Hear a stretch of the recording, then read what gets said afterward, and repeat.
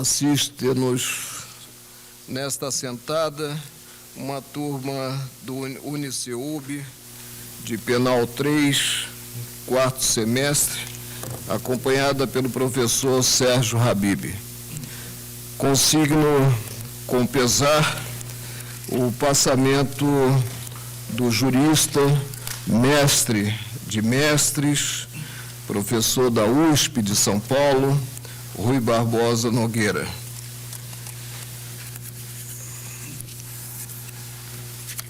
Recebi do ministro Moreira Alves a seguinte carta: ao deixar esta corte, por imposição da aposentadoria por implemento de idade, quero inicialmente agradecer aos eminentes colegas, aos membros do Ministério Público, aos advogados que atuam junto a ela e a seus servidores administrativos, as gentilezas e atenções com que sempre me acumularam. Neste tribunal, permaneci como juiz por 27 anos e quase 10 meses, tendo, por isso, a oportunidade de participar dele em dois momentos distintos em sua história. O anterior à Constituição de 1988, período em que era o último grau de jurisdição tanto em matéria infraconstitucional quanto constitucional, e o posterior à promulgação dessa Carta Magna, quando, por força dela, sua competência se concentrou precípua, mas não exclusivamente, nas questões constitucionais.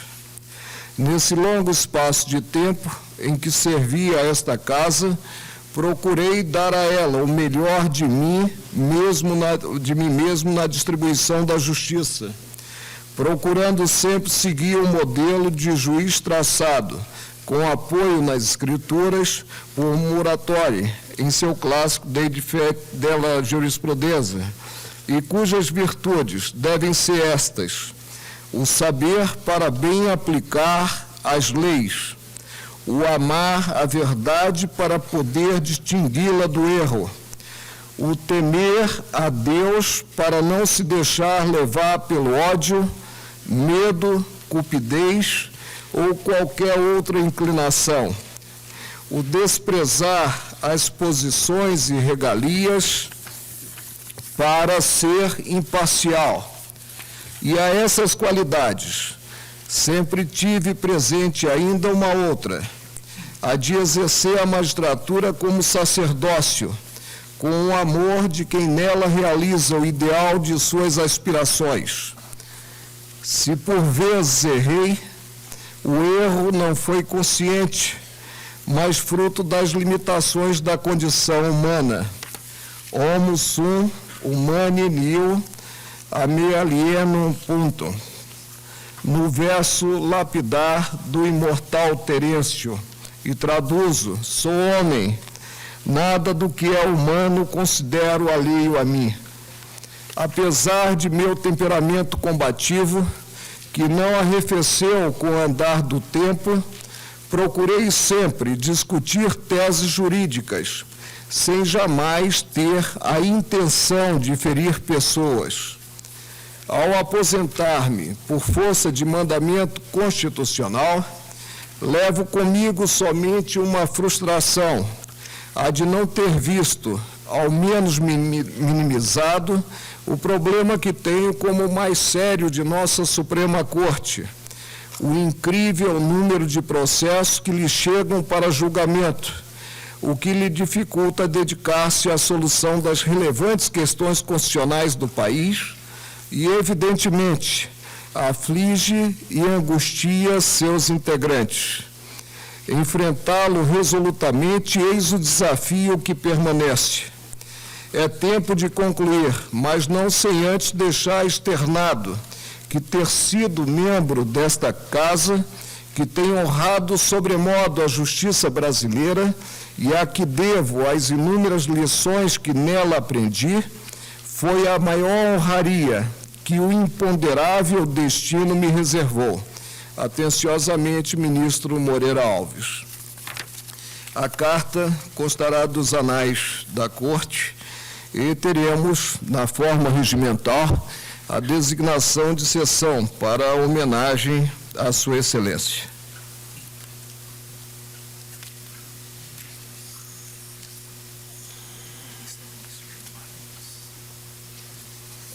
Ministro Gilmar Mendes, Vossa Excelência pediu vista em processo em que funciona como relatora a ministra Ellen Grace, inquérito 1808, autor Ministério Público Federal, indiciado José Mohamed Janene. Consta da papeleta de julgamento. Após o voto da senhora ministra Ellen Grace, relatora, recebendo parcialmente a denúncia, pediu vista o ministro Gilmar Mendes. Ausente justificadamente na assentada o ministro Maurício Correia. Senhor presidente, eu tinha pedido vista deste caso com o objetivo de tentar contribuir para que a Corte definisse com maior clareza a extensão da imunidade material, especialmente dos parlamentares, especialmente no que diz respeito a essas críticas que são feitas fora do ambiente estritamente parlamentar.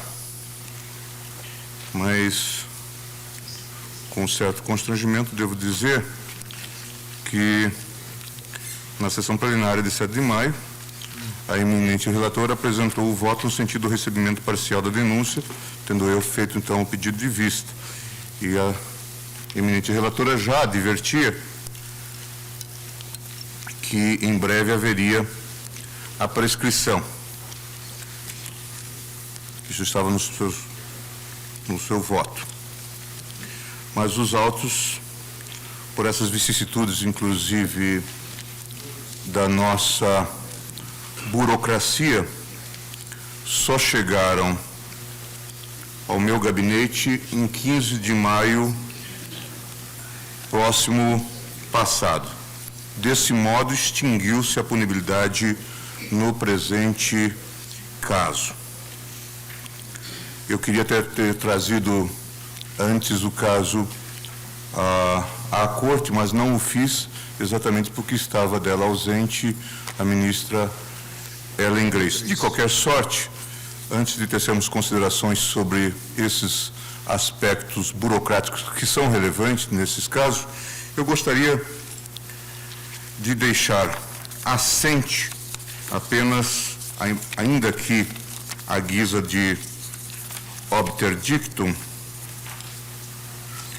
que são 3 os excetos da entrevista concedida pelo parlamentar que configuram, segundo a Procuradoria-Geral da República, o crime previsto no artigo 20, combinado com o artigo 23.2, ambos da Lei 5.250, de 67, combinado com o artigo 70, caput, primeira parte do Código Penal. Contou que há 8 anos, transcrição, quando tinha um programa de televisão na CNT, o procurador do Estado, Marco Antônio Teixeira, procurou a direção da empresa em Curitiba, pedindo que o referido programa fosse retirado do ar. Como eu tinha pago o programa durante o ano antecipado, a televisão me chamou para rescindir o contrato, pediu desculpas e pediu também prazo para devolver o dinheiro. Segundo Janene, a CNT deu a ele uma carta explicando que a demissão era motivada por pressões do Ministério Público. Ao destacar algumas das denúncias que recebeu, Janene destacou uma que chegara em suas mãos anteontem.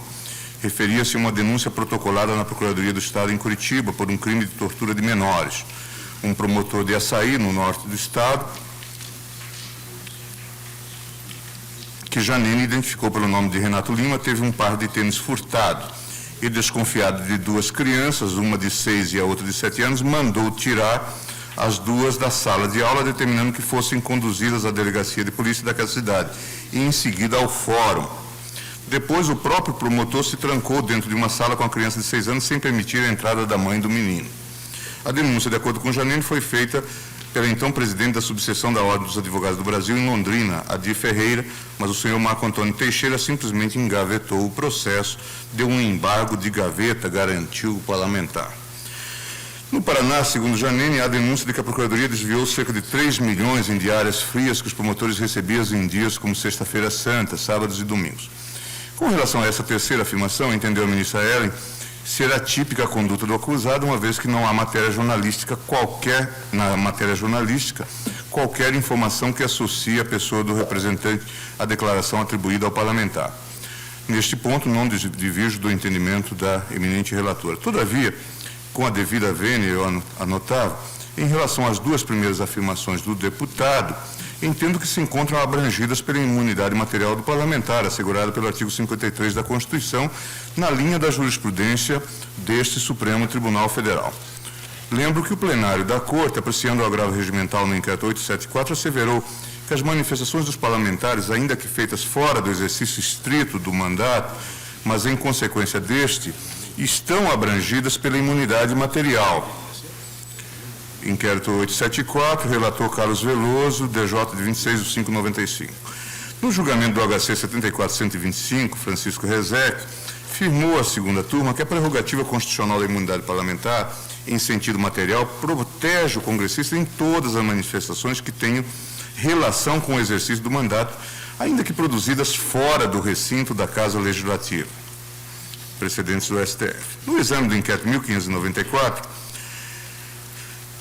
deliberou-se pelo arquivamento dos autos sob o fundamento de que foi como senador da República, na representação do Estado do Paraná, no caso do ex-senador Requião, que o denunciado formulou as críticas à Secretaria de Segurança Pública daquela unidade da Federação. Mesmo consideradas ofensivas à honra do secretário, que representou ao Ministério Público Federal para o oferecimento da denúncia, estaria o parlamentar coberto pela imunidade material, de que já tratava o artigo 53, parágrafo 1º da Constituição Federal. Disse ainda que, sobretudo após o advento da emenda constitucional número 35, de 20 de 12 de 2001, que estendeu a quaisquer opiniões, palavras e votos proferidos pelo parlamentar, obviamente nessa condição. Sidney Sancho é o relator. Mais recentemente, entendeu que ofensas irrogadas na qualidade de deputado federal, sobretudo diante da condição do querelado de membro da Comissão Parlamentar de Inquérito, destinada a investigar a situação do futebol brasileiro, estavam também abrangidas pela imunidade material. Por isso que, no presente caso, eu dizia que não via como dissociar as declarações do acusado do exercício da atividade parlamentar, sobretudo em face da defesa do interesse público manifestado nas suas afirmações. Com efeito, em sua defesa prévia, noticiou o acusado que os fatos constantes dessas declarações o compeliram a requerer a instalação de uma comissão parlamentar de inquérito para investigar em âmbito nacional atos do Ministério Público. Nestes termos, eu entendia que a conduta do parlamentar estava protegida pelo manto da imunidade material parlamentar, razão pela qual registrava que o meu voto, no presente caso, haveria de ser pelo não recebimento da denúncia. Claro que, com a configuração da prescrição da pretensão punitiva do Estado, meu voto no sentido de se declarar extinta a punibilidade do acusado, nos termos do artigo 107, inciso 4 do Código Penal. Ouço a relatora quanto à prescrição da pretensão punitiva. Presidente, a prescrição da pretensão punitiva se verificou no dia 14, conforme já havia sido consignado no voto anteriormente proferido, e como bem referiu o ministro Gilmar, por dificuldades na tramitação burocrática do processo, ele só foi dar ao gabinete de Sua Excelência no dia 15, quando efetivamente ela já estava consumada. Eu vejo que, nesse caso, então, nós não temos outro caminho que senão o de declará-la. Sem dúvida alguma, sobrecarga de processos, né, que leva a esse interregno, que não se mostrou de qualquer forma um interregno grande, já que o julgamento teve início no dia 7 do corrente mês. Ministro Nelson Jobim, ministro Maurício Corrêa. Uma ponderação. O que eu tenho notado é que, às vezes, entre o pedido de vista e a chegada dos autos da audiência... Pelas notas taquigráficas, na necessidade de remessa das notas taquigráficas. É necessário que isso seja... Importante que Vossa Excelência fez uma excelente administração e, se tivesse tempo, tem certeza que tivesse ocorrido a lembrança, teria tomado essa providência que talvez teria evitado o que aconteceu. Tenho certeza que a minha administração será suplantada pela administração de Vossa Excelência. Eu estaria o tempo todo ao seu lado, apoiando e aplaudindo. Muito obrigado, presidente. Vamos, então, exatamente iniciar com essa ideia. Ministro Carlos Veloso, ministro Celso de Mello, ministro Sepúlveda Pertence. O tribunal declara extinto o processo ante a incidência da prescrição da pretensão punitiva, decisão unânime.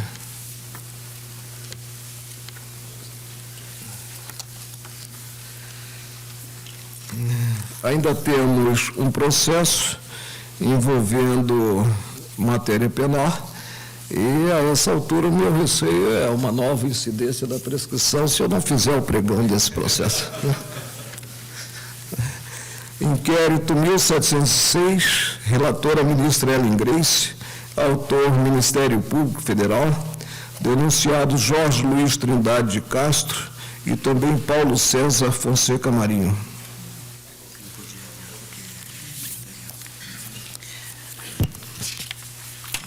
Senhor presidente, trata-se de denúncia oferecida pelo Ministério Público Federal contra o deputado federal Paulo Celso Fonseca Marinho e Jorge Luiz Trindade de Castro pela prática dos crimes previstos no artigo 10 da Lei 9.296, de 96, combinado com o artigo 71 do Código Penal, e artigo 151, parágrafo 1º, inciso 2º, combinado com o artigo 29 e artigo 69, todos do Código Penal, interceptação telefônica clandestina com continuidade delitiva e divulgação de conversação telefônica. A denúncia assim narra os fatos.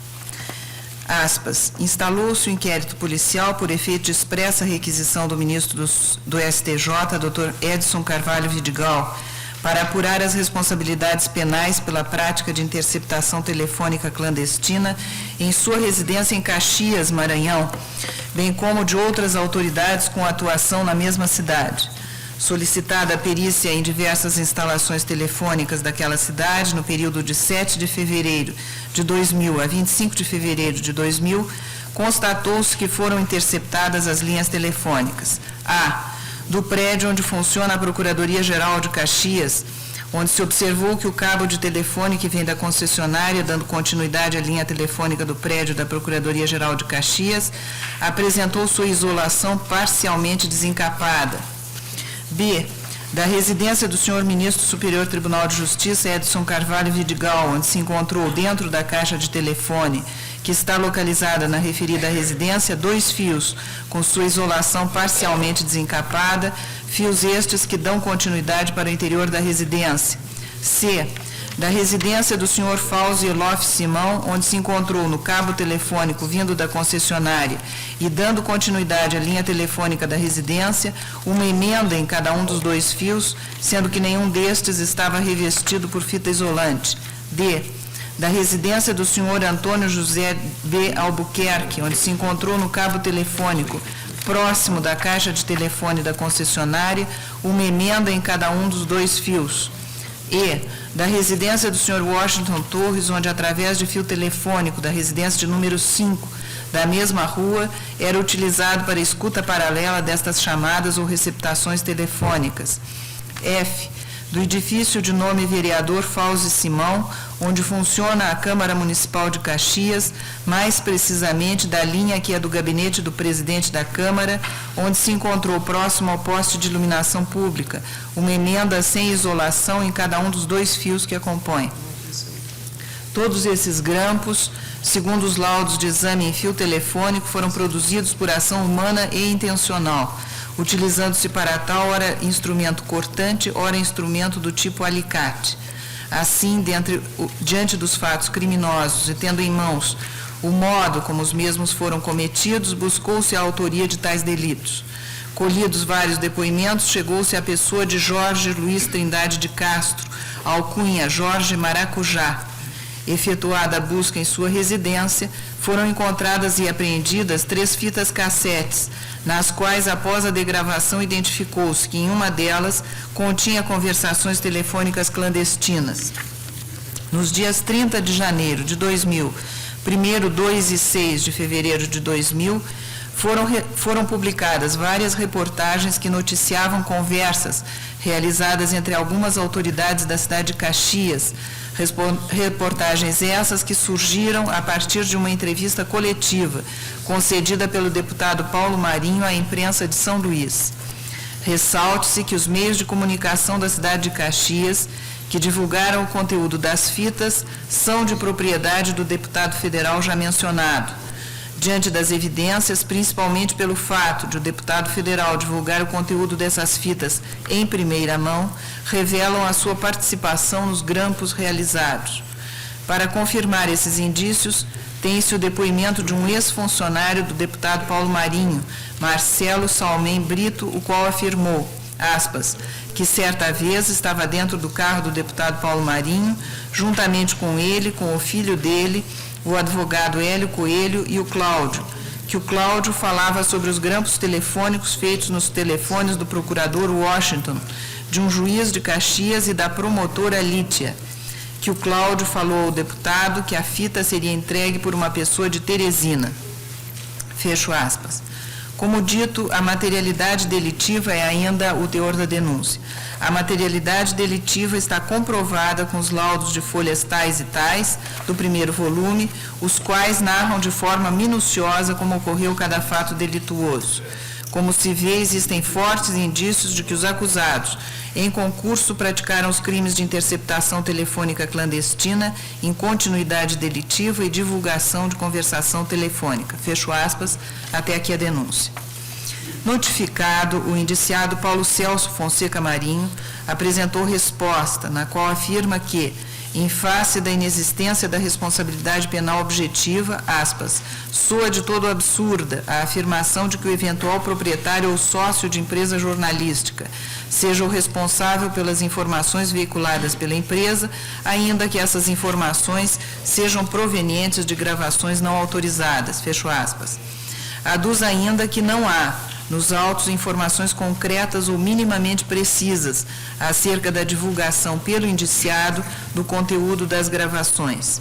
Alega absoluta falta de justa causa para a instauração da ação penal, uma vez que, ocupando o cargo de deputado federal à época dos fatos, por dever de ofício, encaminhou à presidência da Câmara dos Deputados as fitas cassetes que havia recebido em correspondência anônima pelo correio, não sendo, portanto, o autor das gravações ali contidas.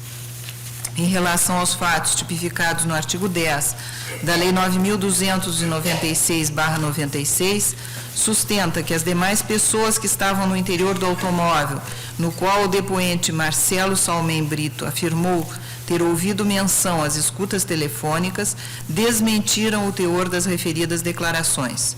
Assevera que não houve auto de apreensão das fitas, bem como a inexistência da afirmação no corpo do laudo pericial de que a gravação foi fruto de escuta telefônica.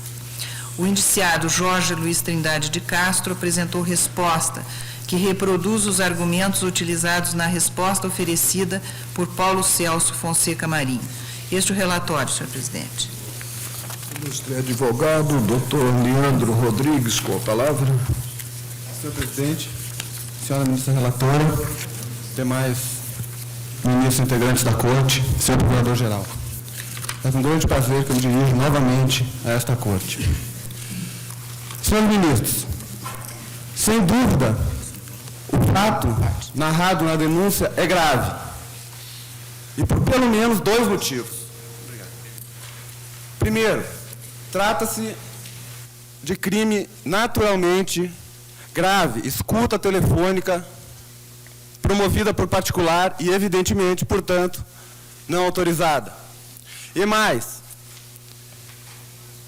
uma das vítimas do pretenso crime seria o senhor ministro do Superior Tribunal de Justiça, Edson Vidigal. Aliás, o inquérito policial foi instaurado por iniciativa do senhor ministro Vidigal.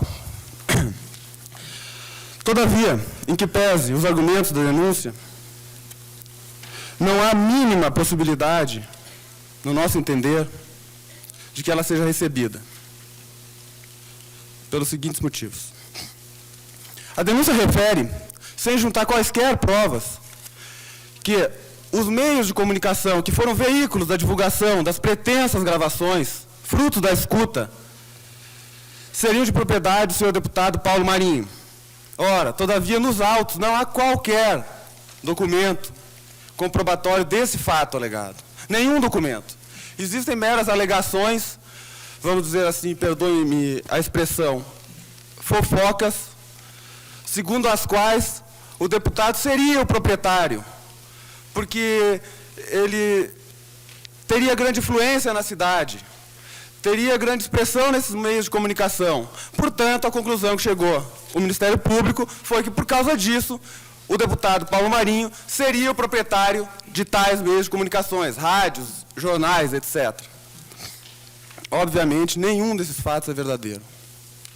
E os autos não contam com qualquer prova nesse sentido. De outra parte, a denúncia também faz referência a um depoimento prestado por um ex-funcionário de uma fazenda do deputado Paulo Marinho, se não me falha a memória. Um depoimento esse prestado, segundo a Polícia Federal, quando esta pessoa estaria no automóvel tripulado não só por ele, mas pelo deputado e outros.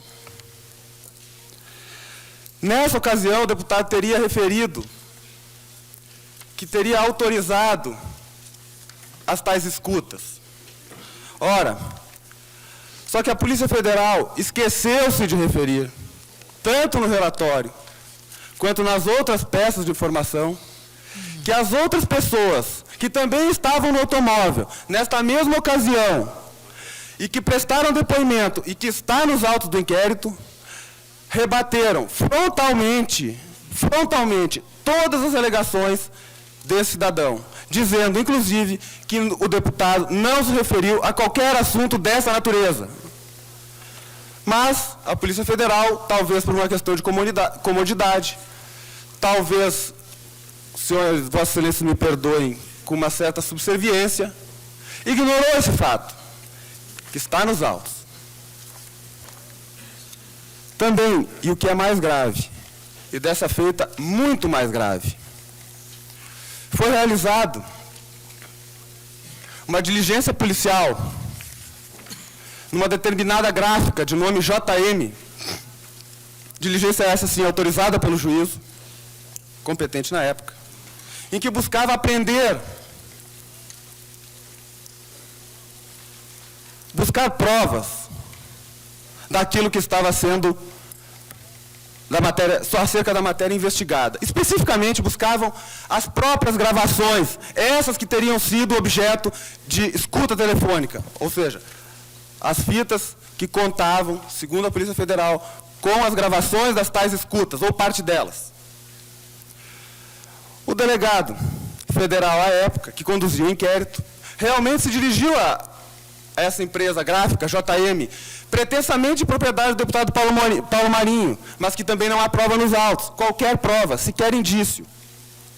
Dirigiu-se à gráfica e procedeu à busca.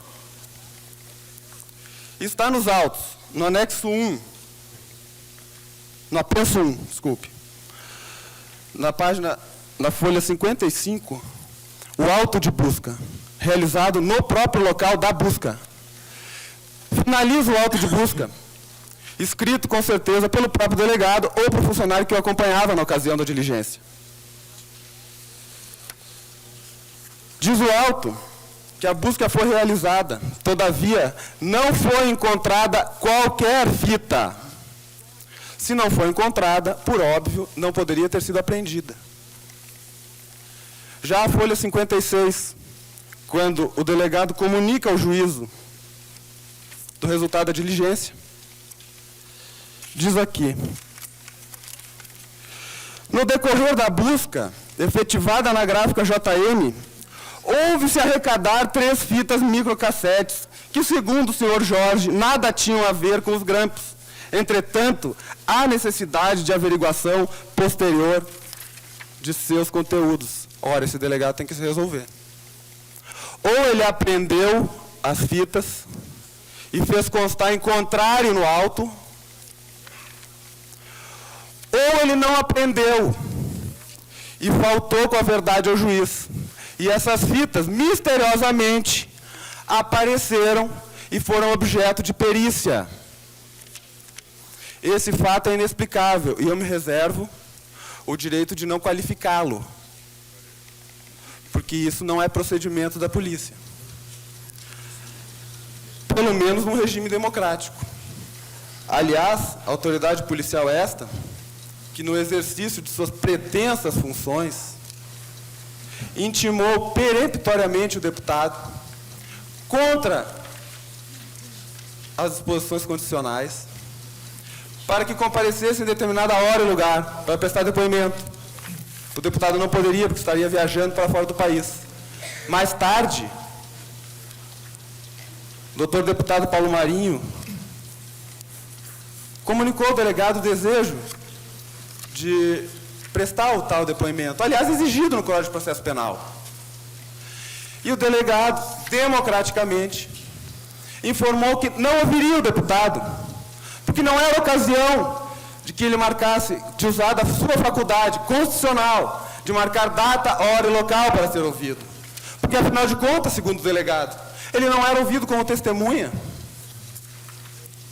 E só as testemunhas, no seu julgar, teriam esse direito. As testemunhas, deputados ou parlamentares, claro. O deputado só pode ser ouvido por conta, se não me engano, de requerimento já da Procuradoria-Geral da República. Aí sim foi realizado o depoimento do deputado.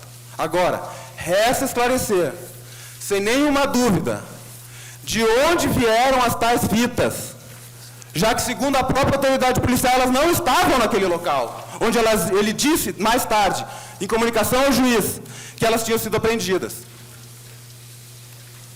Esse é o único indício, mais ou menos razoável, da materialidade do delito. Agora, não tem nenhuma ligação com a sua autoria. Todo o resto do inquérito, todo o resto da investigação, se é que pode ser chamado de investigação, foi fruto de mera ilação. Aliás, suas conclusões foram fruto de mera ilação. Nada mais.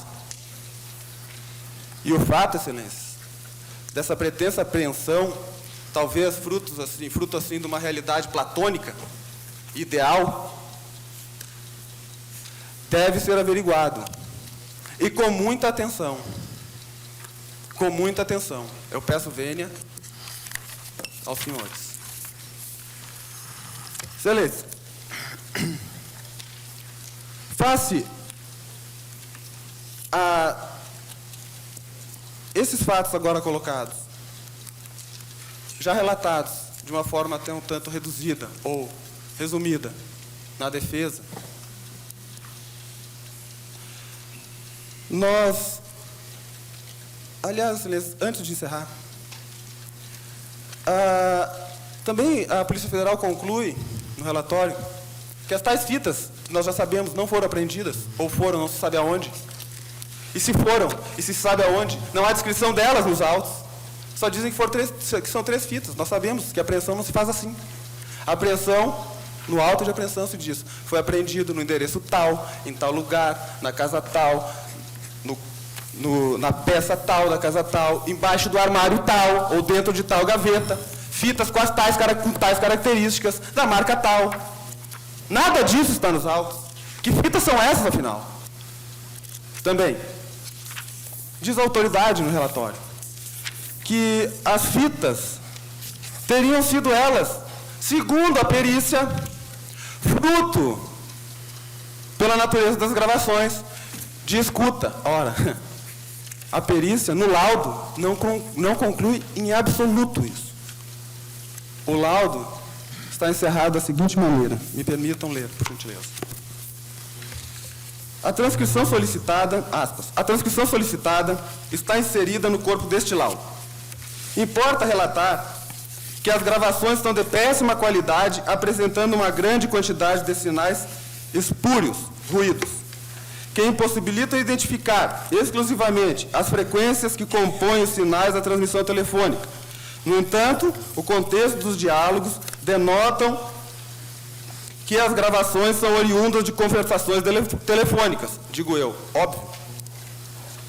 Vide, por exemplo, os trechos em que são citadas as palavras: alô, olha aí pro Bina, aí do que está é que eu tô, utilizados em diálogos dessa natureza. Informamos ainda que as fitas analisadas foram devolvidas à autoridade requisitante dos exames. Nada mais havendo a lavrar. Os peritos encerram o presente laudo, produzindo em tantas vias que lido e achado conforme assinam. Acordos. Portanto, eu gostaria de saber da autoridade policial onde diz que essas fitas, no laudo, são frutos de escuta telefônica. Pode não ter sido nada disso. Um daqueles personagens que estão presentes na relação podem muito bem ter feito a gravação. Aí não há escuta. O laudo, as fitas, a tal apreensão, tudo mais é imprestável. Excelência, por tudo isso, eu rogo a Vossa Excelência que a denúncia não seja recebida. Muito obrigado. Ministra relatora, com a palavra. Senhor presidente, o artigo 151, parágrafo 1º, inciso 2º do Código Penal, prevê a pena de detenção de 1 a 6 meses ou multa para quem indevidamente divulga, transmite a outrem ou utiliza abusivamente comunicação telegráfica ou radioelétrica dirigida a terceiro ou conversação telefônica entre outras pessoas. Sendo a pena máxima inferior a 1 ano, o prazo prescricional é de 2. Artigo 109, inciso 6º do Código Penal. A denúncia narra que as reportagens que teriam divulgado o teor de conversas obtidas mediante interceptação telefônica teria ocorrido entre os dias 30 de janeiro e 6 de fevereiro de 2000. Com isso, verifica-se que a prescrição, no que se refere à conduta tipificada no artigo 151, parágrafo 1º, inciso 2º do Código Penal, se deu em 5 de fevereiro de 2002. Declaro, em consequência, extinta a punibilidade dos indiciados pelo crime descrito no artigo 151, parágrafo 1º, inciso 2º do Código Penal, ou seja, a divulgação de conversação telefônica, nos termos do artigo 107, inciso 4º do Código Penal. Vossa Excelência. Podemos prosseguir? Prosseguimos, então. Sobeja, outro crime, né? Não ocorreu, entretanto, presidente, a extinção da punibilidade em relação ao crime previsto no artigo 10 da Lei 9.296/96, cuja pena máxima é de 4 anos, uma vez que o prazo prescricional previsto no artigo 109, inciso 4º, é de 8 anos. Os laudos de folhas 25 a 87 são aptos a demonstrar a materialidade do delito. Além disso, a denúncia apresenta os indícios de autoria necessários à instauração da ação penal. As alegações apresentadas pelos indiciados quanto à irregularidade da prova por inexistência de auto de apreensão não merecem prosperar. O auto de busca, manuscrito de folhas 55, frente e verso, dos autos do inquérito número 1730, apensados aos presentes autos, ao contrário do que foi afirmado pelos indiciados e que agora também foi defendido da tribuna pelo eminente defensor, traz o seguinte trecho, e eu faço questão de ler exatamente dos autos, com alguma dificuldade, já que o texto é manuscrito numa letra de difícil compreensão. Diz, talvez, a defesa não se tenha dado conta de que havia... a dificuldade que teríamos se o texto fosse do professor Ives Gandra. Com certeza, com certeza. Manuscrito. Eu creio, senhor presidente, que a dificuldade que a defesa teve, talvez, foi que o auto de busca, esse auto manuscrito, ocupa toda uma página e a referência às fitas está exatamente no verso. Diz aqui o verso deste auto. Um minutinho, o relator está com a palavra. Eu já interrompi. Um minutinho. Gostaria de Eu peço a Vossa Excelência que aguarde. Vamos ouvir a relatora. Diz, então, o auto de busca que é firmado, inclusive pelas adequadas testemunhas, fica consignada a constatação de 3 fitas, entre parênteses, pequenas, da marca TDK. Vamos ver se conseguir. Segundo o senhor Jorge, senhor Jorge é o presente, o proprietário da gráfica. Segundo o senhor Jorge, tais não são resultantes de grampos, entre aspas.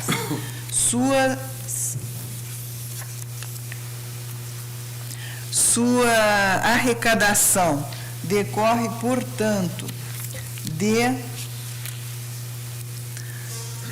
necessidade pericial de constatação de seu conteúdo. Essa é a referência que o auto de busca faz, portanto, às 3 fitas, com o nome da marca, com características de seu tamanho e que foram depois levadas à perícia. Eu passo, senhor presidente, com licença de Vossa Excelência, dou oportunidade ao ilustre defensor para acrescentar o que entender. Com a palavra, o doutor Leandro Rodrigues. Senhor presidente, senhora relatora, eu devo lhe dizer que se vergonha matasse, hoje eu estaria agora fulminado. Realmente eu me penitencio por esta parte, pelo menos, porque na cópia que nos foi fornecida do processo, realmente não consta O verso da folha. o verso do auto de apreensão. Então, portanto, eu considero A retificação da sustentação, o aditamento da o sustentação. aditamento e, mais uma vez, espero que ele seja aceito. Sem dúvida alguma. Continuando, senhor presidente, então,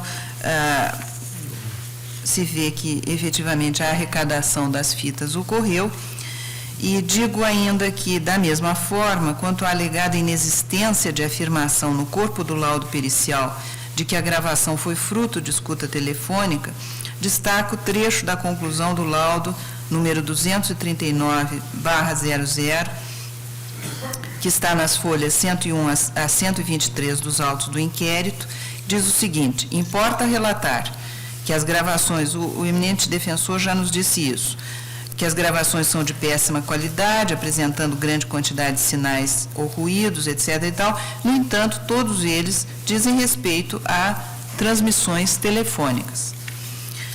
Em contraposição ao que foi afirmado pelos indiciados, os trechos a que se reporta a conclusão do laudo pericial e que indicam se tratar de conversa telefônica estão presentes na transcrição que integra o corpo do laudo. Isso se encontra na folha 105 dos autos do inquérito, tendo sido pronunciadas, respectivamente, pelo que é denominado interlocutor 3, Antônio Luiz, e interlocutor 1, Wilson.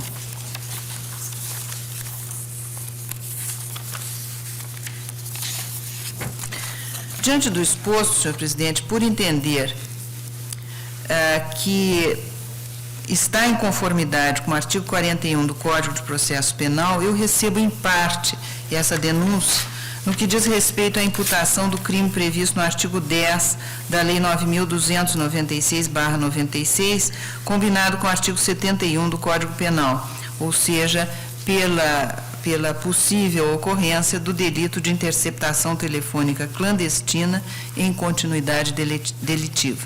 É como voto, senhor presidente. E assenta a prescrição Com relação ao primeiro delito. ao crime do artigo 151, parágrafo 1º do Código Penal. Ministro Gilmar Mendes, ministro Nelson Jobim, ministro Maurício Corrêa, ministro Carlos Veloso, ministro Celso de Mello, Ministério Público da Pertence, proclamo que o tribunal extingue o processo pela prescrição da pretensão punitiva quanto ao crime do artigo 151, parágrafo 1º do Código Penal, e recebe a denúncia considerado o tipo do artigo 10 da Lei 9.296 de 96, decisão unânime. E Vossa Excelência determina a comunicação, como sugerido pelo Ministério Público à Câmara, né, do recebimento da denúncia. Comunicada à Casa Legislativa o recebimento da denúncia na forma do parágrafo 3º do artigo 53 da Constituição Federal. Ministro Maurício Corrêa, Vossa Excelência é relator da ação direta de inconstitucionalidade 2.728, requerente Partido Liberal e também o Partido dos Trabalhadores, requeridos governador e Assembleia Legislativa do Estado do Amazonas.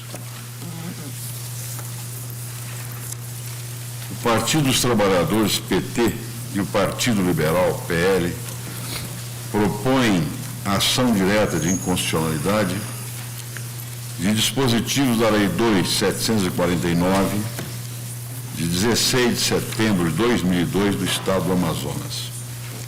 A norma objeto desta ação dispõe sobre os critérios para o crédito das parcelas do produto da arrecadação dos impostos do Estado pertencentes aos municípios e da outras providências. E transcrevo o texto, que é um pouco longo, mas que no voto farei referência. Os requerentes indicam como violados os artigos 158, 4, parágrafo único, 1 e 2, 160 e 161, 1, 2 e 3 da Carta Federal. Aduzem que a Constituição reservou à Lei Complementar Federal o estabelecimento de regras de distribuição aos municípios de 3/4 da arrecadação do ICMS, o que se efetivou com a edição da Lei Complementar 63/90. Assim, não poderia a norma em exame dispor sobre critérios de cálculo e repartição da parcela do denominado valor adicionado nas operações relativas à circulação de mercadorias e nas prestações de serviços. Sustentam, ademais, que a norma local impugnada, opondo-se aos parâmetros do artigo 158, 4º, parágrafo 1º da Carta da República, e já estabelecidos nos parágrafos 1º, 3º e 4º do artigo 3º da Lei Complementar 63/90, revela flagrante inconstitucionalidade formal e material. Além disso, impôs tratamento diferenciado e prejudicial à cidade de Manaus, reduzindo sua cota à parte em face da população relativa do município. Requerem seja declarados inconstitucionais o inciso 1º, alíneas A e D, bem como o parágrafo único e a letra A do inciso 2º do mesmo artigo 1º da Lei Estadual 2749, aqui entre aspas. O chefe do Poder Executivo prestou informações nas quais sustenta a legitimidade das normas atacadas. Em pronunciamento assinado pelo Procurador-Geral do Estado e pelo professor Ives Gandra da Silva Martins, suscitou-se preliminar de inépcia da inicial, de impossibilidade jurídica do pedido e de não cabimento da ação, essa última, em face do necessário confronto prévio e direto do ato impugnado com norma infraconstitucional e apenas indireto com a Carta Federal. No mérito, entende que a regulamentação de que trata a linha A do inciso 2º do artigo 1º da Lei 2749 apenas reporta-se ao exercício de competência expressamente otorgado pela Constituição do Estado. No mais, os dispositivos traduzem mera explicitação de conceitos existentes na Lei Complementar Federal 63/90, não ocorrendo na espécie os vícios apontados. A Assembleia Legislativa descreve a tramitação do processo legislativo que resultou na edição da norma, manifestando-se, afinal, pela procedência do pedido. Na forma do artigo 12 da Lei 9868 de 99, determinei a oitiva do Advogado-Geral da União e do Procurador-Geral da República. O Advogado-Geral da União, José Bonifácio Borges de Andrada, Postulo não conhecimento da ação, tendo em vista a deficiência de representação dos requerentes por não constar procuração específica em relação aos dispositivos atacados. Inépcia inicial, uma vez que se requer a inconstitucionalidade de toda a Lei 2749, enquanto a fundamentação diz respeito apenas a alguns de seus dispositivos e ofensa à Constituição Federal, pois, se existente, seria reflexa, visto que é essencial, primeiro, confrontar o diploma estadual com a Lei Complementar Federal, o que impede o acatamento do pedido. O Procurador-Geral da República, o professor Geraldo Brindeiro, opina pelo não conhecimento da ação, porque, a despeito de toda a argumentação deduzida, revela-se reflexa, mediata ou indireta, a alegada ofensa ao texto constitucional. No curso da tramitação desse processo, quando já se encontrava em pauta, o eminente professor Ives Granda suscitou questão relativa à prejudicialidade da ação, tendo em vista a edição de outra norma que a teria revogado. É o relatório. Falará pelos requerentes, pelo Partido Liberal e Partido dos Trabalhadores, doutor Márcio Luiz Silva, com a palavra. Excelentíssimo senhor presidente, excelentíssimos senhores ministros, senhora ministra Helen Grace, doutor procurador-geral. Como se disso, a formalidade no processo judicial é a garantia de isonomia das partes e princípio norteador da prestação jurisdicional. Em abstrato, a Lei 2749 de 2002 do Estado do Amazonas é ofensiva ao paradigma constitucional, conforme veremos, assim como, concretamente, seus efeitos são absolutamente perversos, notadamente ao município de Manaus. Os critérios estabelecidos por essa lei já produziram e continuam produzindo danos ao município de Manaus, especificamente capital do Estado, desde o mês de sua publicação, isto é, em setembro de 2002, oportunidade em que esse ente governamental teve retirada e retidas parcelas do ICMS a que teria direito.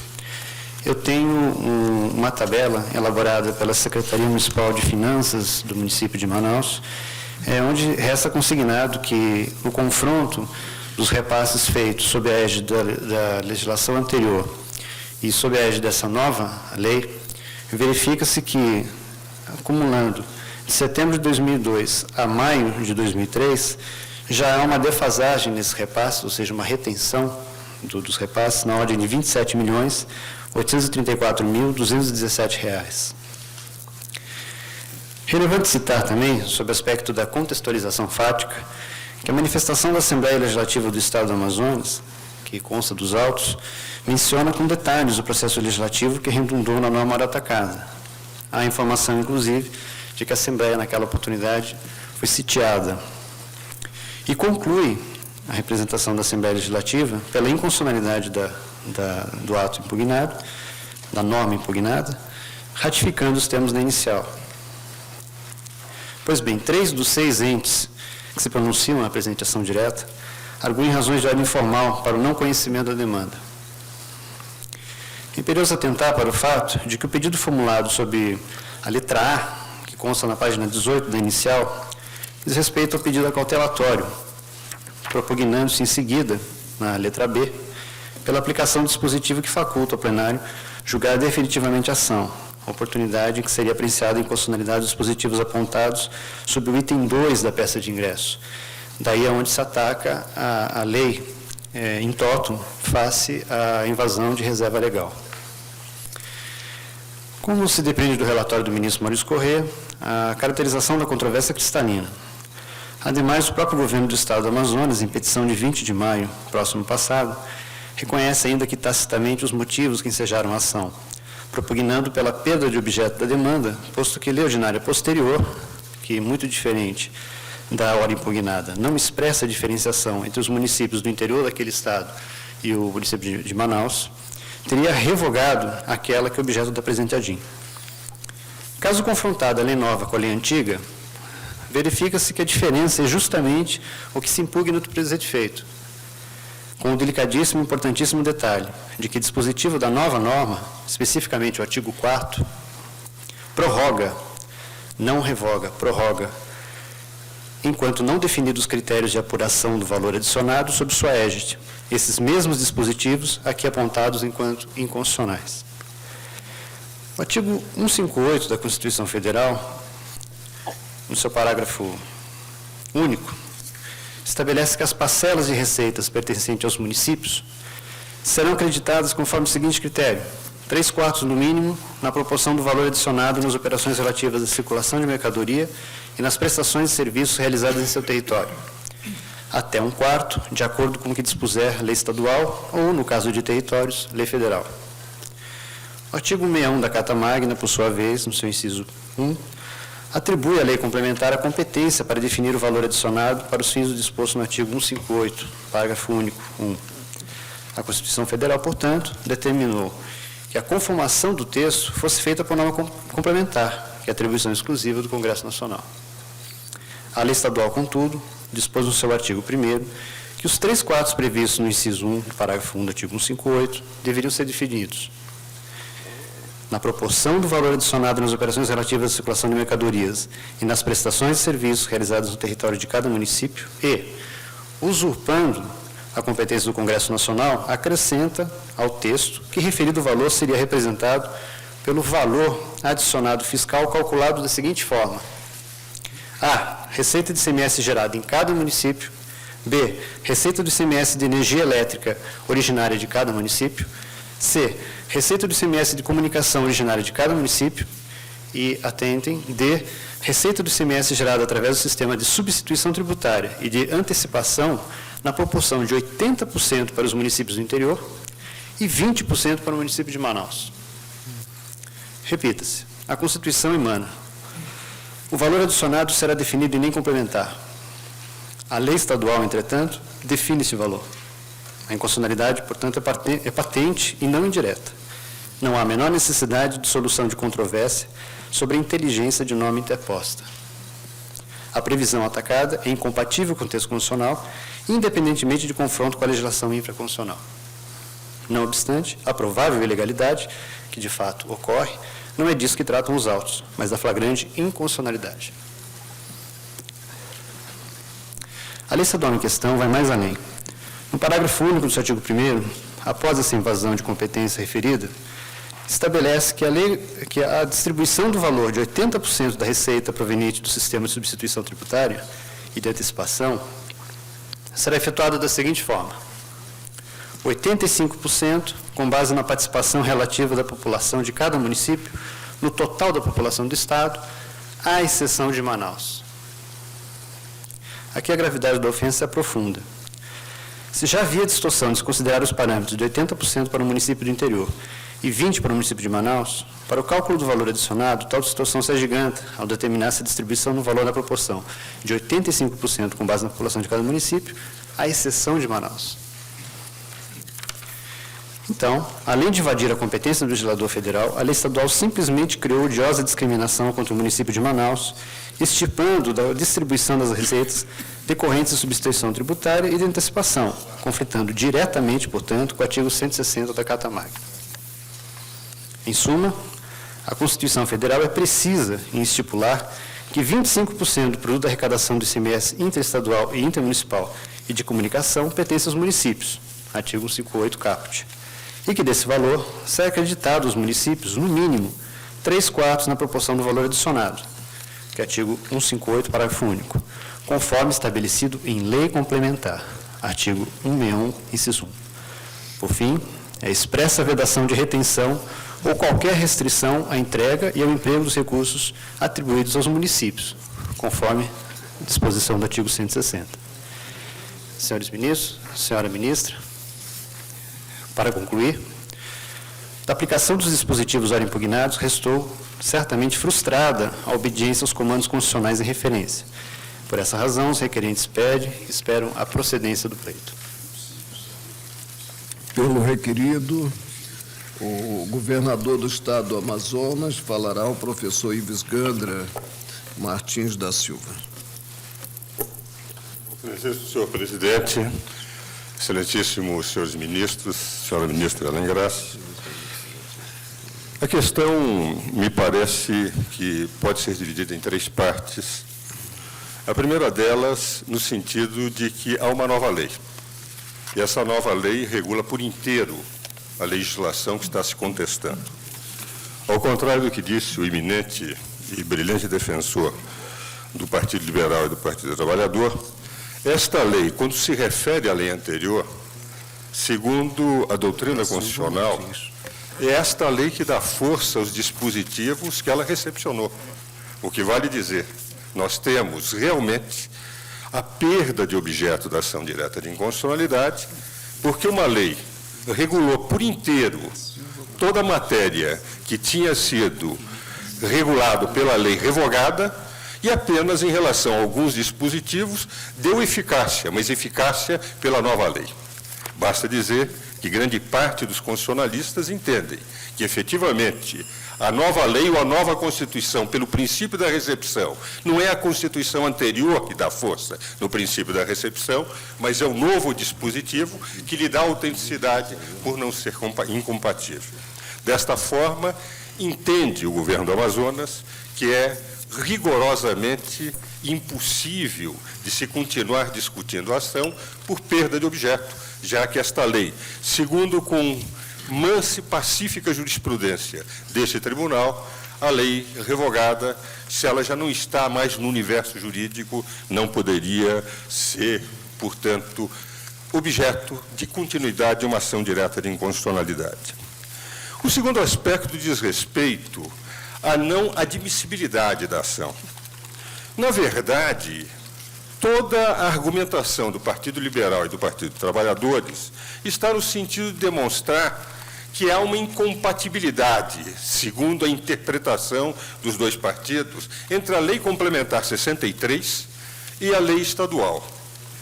E, apesar de contestar a lei estadual já revogada por inteiro, apenas ao final faz referência a 3 dispositivos, de rigor, sem justificá-los, o que leva à remissão, a nos remeter aos artigos 3º e 4º da Lei 9.868, que declara, já com jurisprudência também desse tribunal, que cada dispositivo inquinado de inconstitucional tem que ser, evidentemente, contestada e fundamentada a inconstitucionalidade.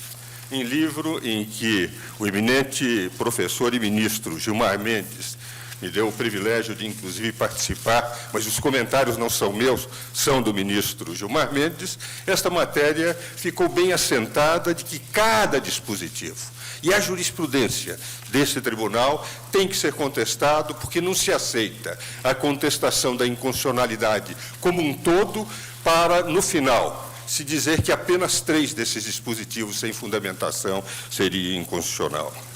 Um outro aspecto que parece também relevante é o que diz respeito à não admissibilidade pela inconstitucionalidade indireta. Em verdade, os 3 dispositivos, o primeiro deles diz que o valor adicionado será definido por lei complementar. Ora, se a própria Constituição declara que o valor adicionado será definido por lei complementar, como se pode considerar violentada a Constituição que não definiu, que não deu conceitos, que não deu critérios de valor adicionado, se esses valores adicionados passaram a ser definidos por lei complementar? Há, portanto, uma violência, se houver, e não há, como eu demonstrarei, a lei complementar, mas jamais a Constituição, porque a Constituição não define o que seja valor adicionado. O segundo aspecto também, que parece inconsistente nos 3 únicos pedidos de inconstitucionalidade, é aquele que diz respeito ao texto de um quarto ser definido, não por lei complementar, mas é a própria Constituição que declara que um quarto é a lei estadual que define o critério. E se a lei estadual pode definir no limite de 25% da forma que bem entender.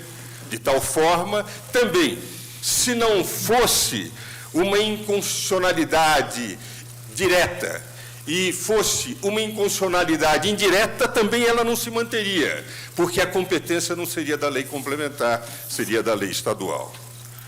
E agora vamos enfrentar o único aspecto da inadmissibilidade, porque no mérito se vincula a questão da inadmissibilidade à própria questão de mérito. É o que diz respeito aos critérios adotados pela lei estadual, a meu ver, não em conflito, e o governo do Amazonas também, com o disposto na Constituição, porque remeteu à lei complementar, e com o disposto àquilo que consta do texto da lei complementar. Vamos ler a Constituição. Diz o seguinte, parágrafo único, as parcelas da receita pertencente aos municípios, mencionadas no inciso 4º, serão creditadas conforme os seguintes critérios. 3/4, no mínimo, na proporção do valor adicionado nas operações relativas às circulações de mercadorias e nas prestações de serviços realizadas em seus territórios. O que vale dizer, as operações que são realizadas nos territórios dos municípios. A lei complementar é de 1990. A emenda constitucional número 3, de 1993, portanto, depois da lei complementar de 90, a lei complementar, a emenda constitucional introduziu a chamada substituição tributária para frente. Aquela substituição tributária em que as operações são realizadas em outros territórios, mas por uma questão de facilidade de arrecadação, se arrecada na operação inicial aquele imposto que deveria ser devido no local em que a operação final seria realizada. Foi aceita como uma forma de facilitar a arrecadação, um número menor de contribuintes. Mas é evidente que esta emenda prejudicou a todos os municípios em que as operações seriam realizadas e eram realizadas e teriam direito à sua participação de tributo do ICMS, em detrimento da substituição tributária para frente, em que aquele município onde a operação subsequente não se realizou, ficaria com a parcela correspondente.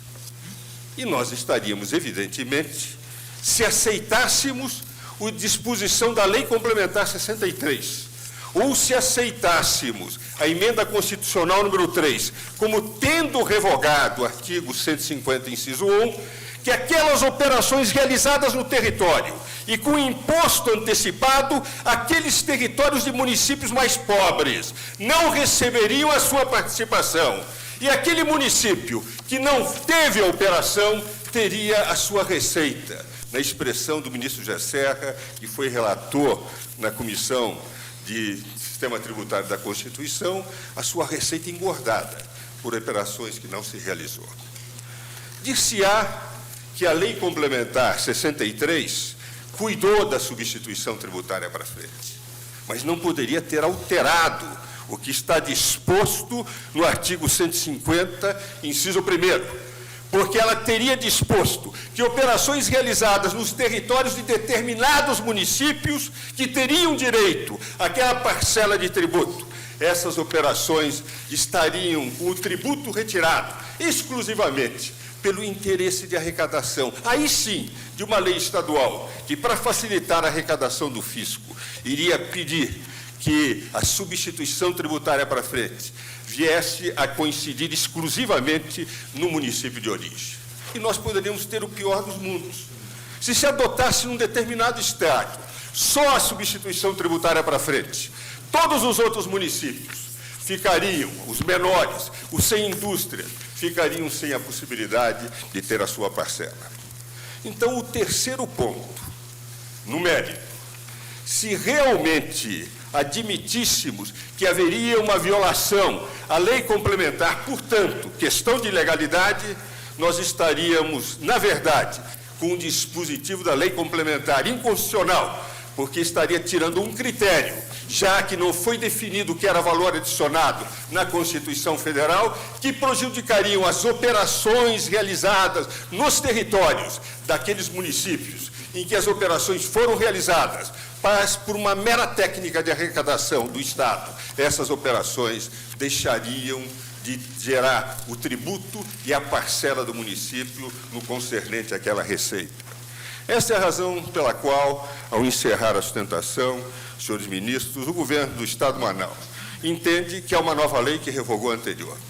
Entende que a jurisprudência é pacífica, porque tudo o que se discutiu foi em relação à Lei Complementar 63 e, portanto, haveria, se houvesse, que não há uma inconstitucionalidade indireta. Mas mesmo que no único dispositivo, aquele que diz respeito à substituição tributária para frente, neste único dispositivo, se de rigor houvesse uma ilegalidade, nós poderíamos alegar a inconstitucionalidade do próprio dispositivo, porque estaria violando a Constituição, que garante a cada município a parcela daquelas operações realizadas no seu território, mesmo que por uma questão de facilidade se recolha por antecipação aquele imposto que seria devido àquele município na parcela correspondente. Essa é a razão pela qual entende que ou é prejudicial ou ela não pode ser aceita, e se, enfim, argumentando de absurdo, se aceita for, evidentemente, ela não pode ser considerada inconstitucional, porque respeitou-se rigorosamente na substituição tributária para frente o que está disposto no artigo 150, inciso 1 da Constituição. Era o que eu tinha a dizer. Ministro relator, com a palavra. Senhor presidente, eu examino as preliminares suscitadas. Tenho por regular a representação dos requerentes. Ao apreciar a de 2187, em questão de ordem, galote, julgamento de 24/5/2000, o Tribunal decidiu pela necessidade de apresentação de procuração com outorga de poderes específicos para impugnar a norma objeto da inicial. Os instrumentos de folhas e folhas trazem expressa a especificação dos poderes conferidos aos advogados para propor a ação, sendo desarrazoado exigir-se a individualização também dos dispositivos a serem examinados. De igual modo, não vislumbro a alegada inépcia da inicial. É certo que a peça não prima pela clareza quanto ao objeto da ação, se de toda a lei estadual ou apenas de alguns de seus dispositivos. Uma análise mais detida dos fundamentos do pedido, contudo, deixa clara a pretensão de impugnar somente algumas das disposições constantes do artigo 1º da Lei 2749. Tal conclusão acaba reforçada pela particularização do pedido, versada no item 11, em que se busca a suspensão liminar, aspas, do inciso 1º, alíneas A e D, bem como o parágrafo único e a letra A do inciso 2º do mesmo artigo 1º do citado diploma legal e, em seguida, a declaração de inconstitucionalidade, aspas, dos dispositivos retromencionados. Embora a excelência da sustentação nesse ponto do eminente professor Ives Gandra, entendo que, no caso,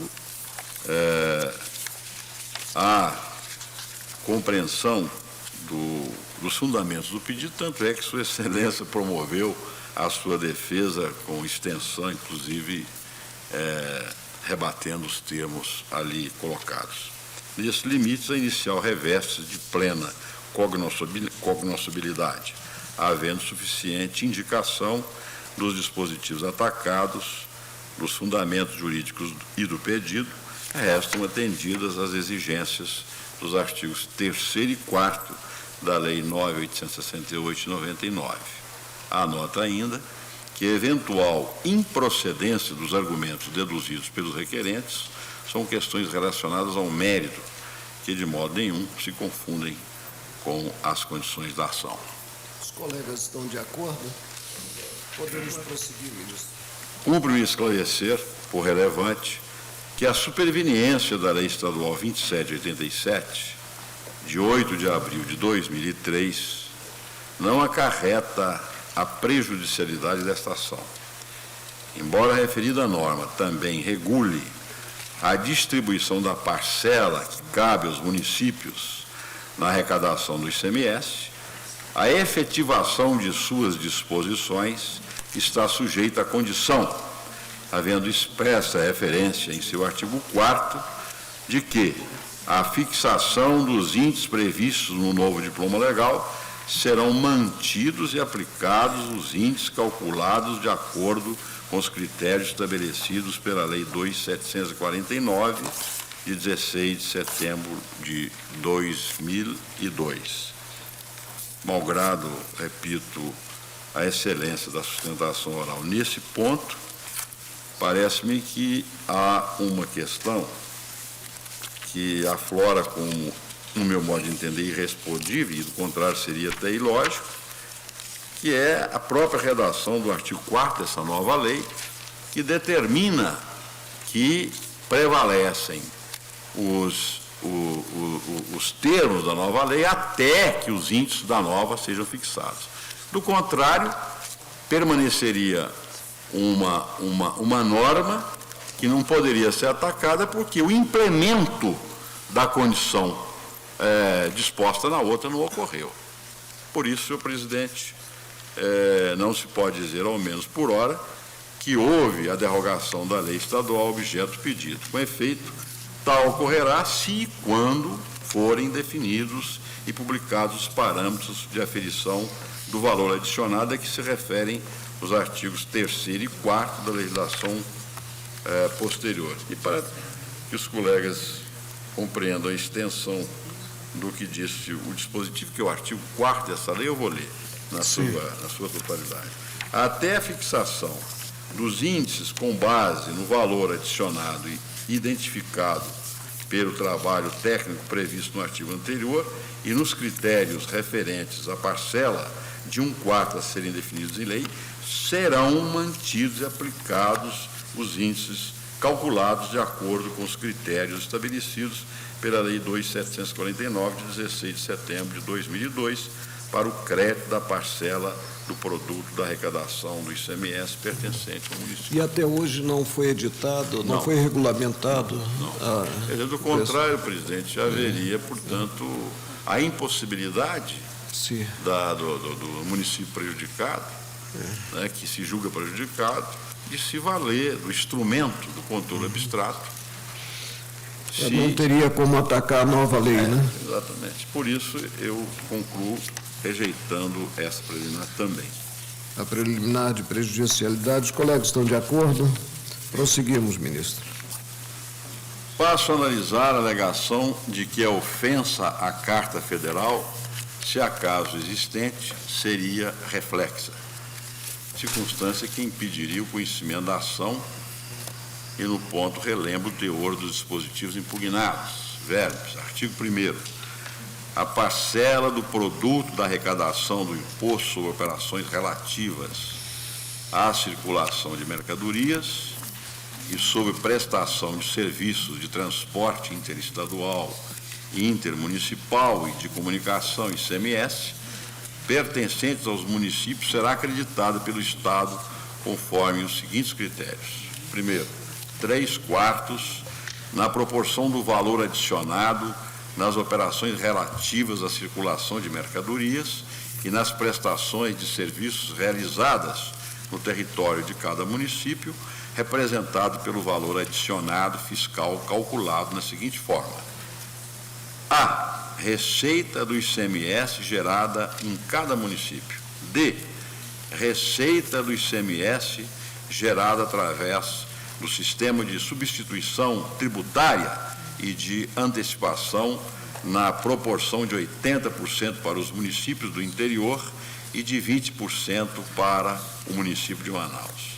Segundo, 1/4 calculado da seguinte maneira: A. 24% distribuídos equitativamente entre os municípios. Parágrafo único. A distribuição do valor de 80% da receita proveniente do sistema de substituição tributária e de antecipação a que se refere a linha D do inciso 1º deste artigo será efetuada da seguinte forma: A. 85% com base na participação relativa da população de cada município no total da população do Estado, à exceção de Manaus. B, 15% com base na participação relativa no ICMS originário de energia elétrica de cada município do interior.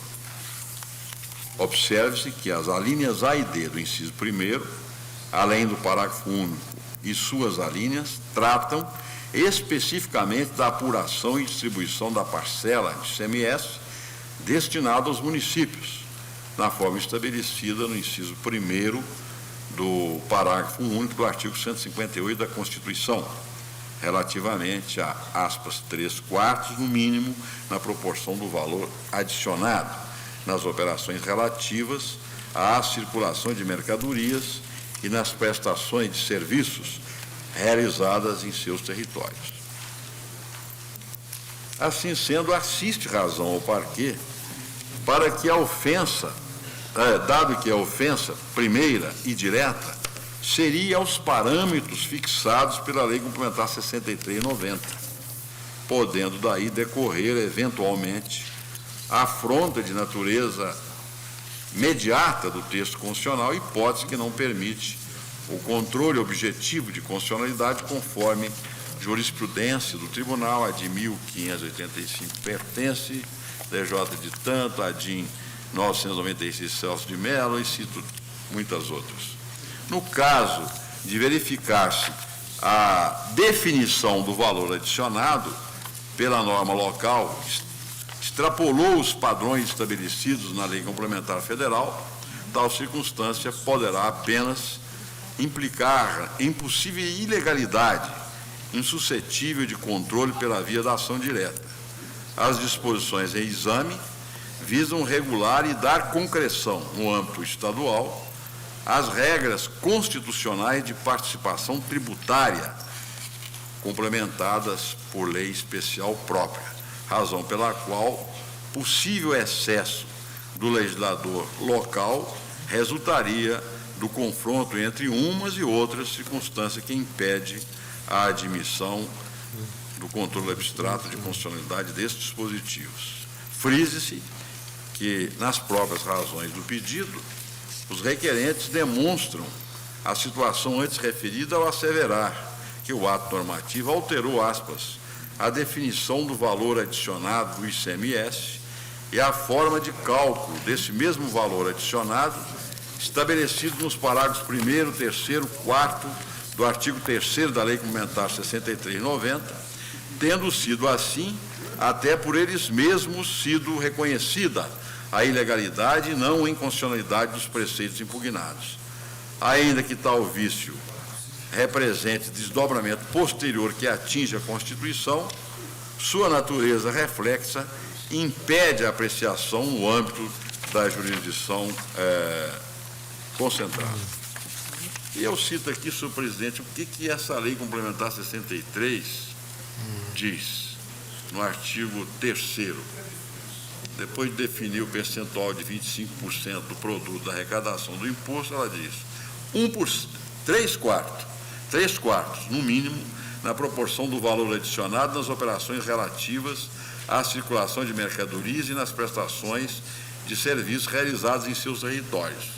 Parágrafo 1º diz: o valor adicionado corresponderá para cada município ao valor das mercadorias saídas acrescidas do valor das prestações de serviços no seu território, deduzido o valor das mercadorias entradas em cada ano civil.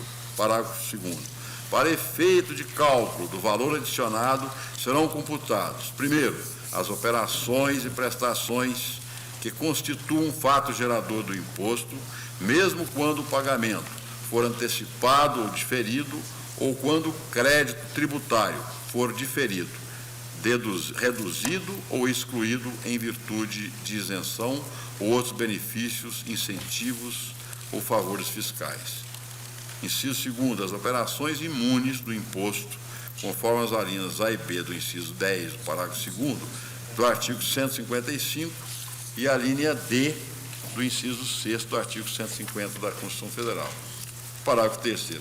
O Estado apurará a relação percentual entre o valor adicionado em cada município e o valor total do Estado, devendo este índice ser aplicado para a entrega das parcelas dos municípios a partir do primeiro dia do ano imediatamente seguinte ao da apuração. E seguem-se outros dispositivos nesta mesma linha. Eu concluo nesse ponto, não conhecendo da ação quanto às alíneas A e D do inciso 1º, parágrafo único, do artigo 1º da lei sob apreciação. E aqui, senhor presidente, eu paro. Sim, formal e material. Sim, mas a inconstitucionalidade formal, ao meu ver, independe de qualquer cotejo com que haja disposto a lei complementar. O artigo 161 da Constituição é explícito. Isto é matéria reservada à lei complementar. Isto basta. Uma lei estadual que copie o livro sobre direito de família do Código Civil não deixa de ser inconstitucional por ser idêntica. Ela é inconstitucional porque a matéria não é de legislação estadual. Revogada a lei originária, ela continuaria, ela continuaria a surtir efeitos. Exato. Eu refleti, a princípio fiquei impressionado com a alegação, mas concluí que realmente o caso é de alegação de inconstitucionalidade formal à luz da Constituição, unicamente da regra de reserva à lei complementar da matéria. Então, tudo que neste campo normativo, reservado à lei complementar, houver sido objeto de lei estadual, é inconstitucional. Aqui no caso, do artigo 158, parágrafo 2, só um quarto. Sim. Sim. Mas os 3/4 não. 3/4 estabelece 3/4 no mínimo na proporção do valor adicionado às operações relativas à circulação de mercadorias. 161. E veja bem, só para fazer um cotejo já, mesmo não referindo a questão da veja, Vossa Excelência, antes o artigo 161. Veja o que diz lá. 3/4 do mínimo no valor adicionado. E aqui o que se estabelece no inciso A, do inciso 1º da lei estadual, considera-se a receita do ICM gerada em cada município. Quando o que se fala é sobre o retorno de 25%, sobre o que cada município contribuiu naquela produção que adicionou de valor à mercadoria, produto. Ou seja, é uma espécie de retorno à origem. A origem onde se produziu a Mas agora eu acho que o problema inicial é de inconstitucionalidade formal. Que entrou na matéria relativa. Eu só estava só fazendo um cotejo prefeito de entender. Mas aí, quando há uma definição na lei complementar, dizia, não, se a lei complementar, nós não podemos nem cotejar com a lei complementar para saber se essa inconstitucionalidade já está na lei complementar ou não. Por isso é que eu fico na inconstitucionalidade formal. Eu vou um pouquinho mais longe, me esperando. Ministro Gilmar Mendes. Professor, eu queria lembrar ainda sem proferir voto. Voto que, tanto quando se trata de lei federal, quando se trata de lei federal ordinária, quando se trata de lei complementar, muitas vezes nós temos esse debate incômodo se nós estamos a fazer, de fato, um confronto com a lei ou se estamos a utilizar a lei que conceitua um determinado instituto para fins de indício. E eu me lembro que tem jurisprudência pacífica no Supremo Tribunal Federal, tanto quanto eu me lembro, no sentido de dizer que esse conflito, inclusive entre o direito estadual e a lei complementar, se convola numa questão constitucional.